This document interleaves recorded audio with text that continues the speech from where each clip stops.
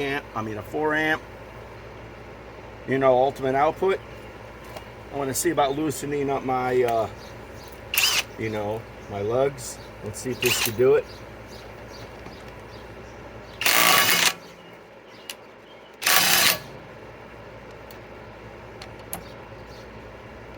There's one.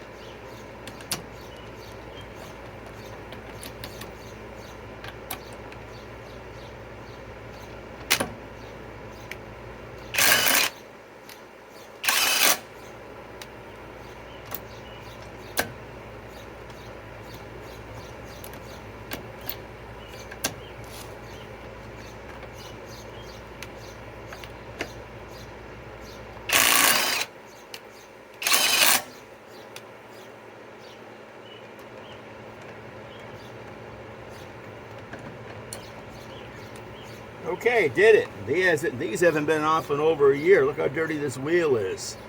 Not bad. So, you know, I'm getting a new rigid right angle impact wrench this next week.